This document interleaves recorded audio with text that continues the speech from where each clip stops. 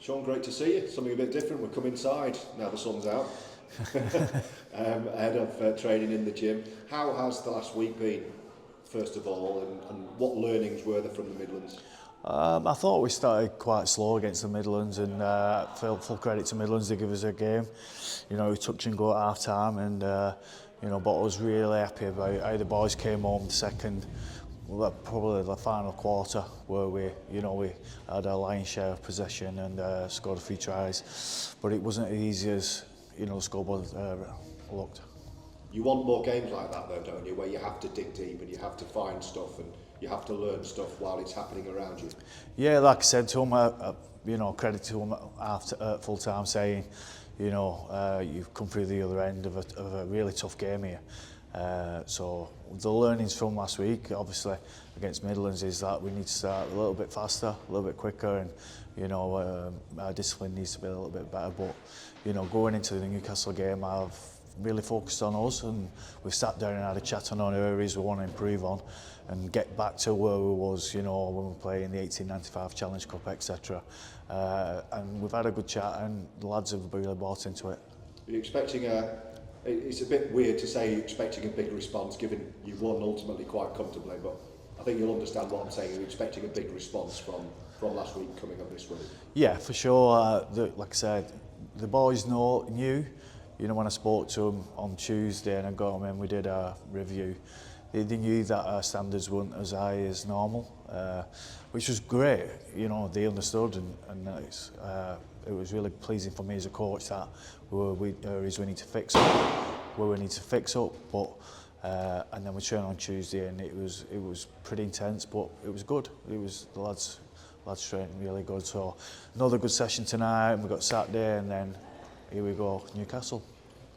Team news-wise, any selection dilemmas or any fresh injuries you've had to contend with this week? Not really selection dilemmas, just Joe Wardle picked up a hamstring injury, so we'll have to replace him with probably Jack Johnson, so he'll probably come into the team, but I think rest kind of picks itself. We want a bit of cohesion in our spine.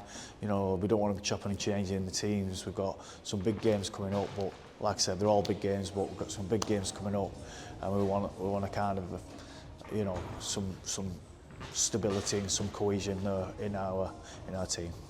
So how about Newcastle? Is it potentially a tricky game for you, given that everyone is expecting a comprehensive victory? So in some ways, you can't win. Yeah, it's a little bit like Cornwall, isn't it? And they come up there, and you look at them and you think, the lads think, oh, it's going to be easy. Well, game of rugby is never easy. It's always hard.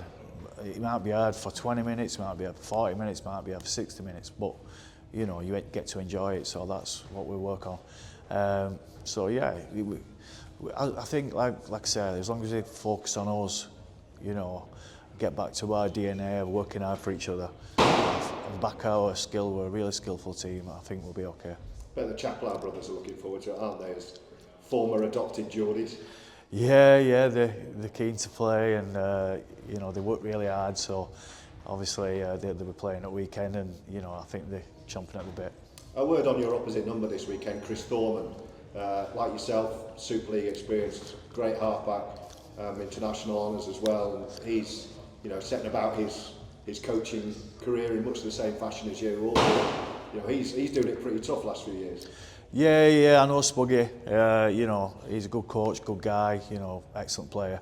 And he'll be trying to pick where we're a little bit he thinks we can get us, but we've been improving in those areas in the last couple of weeks and this week.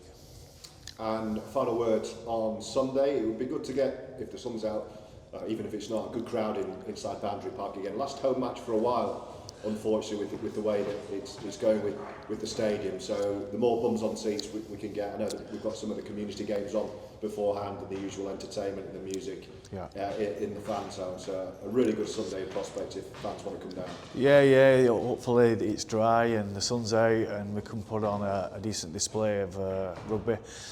Get the fans down. We're not there for another 6 weeks, unfortunately, which is a bit gutting.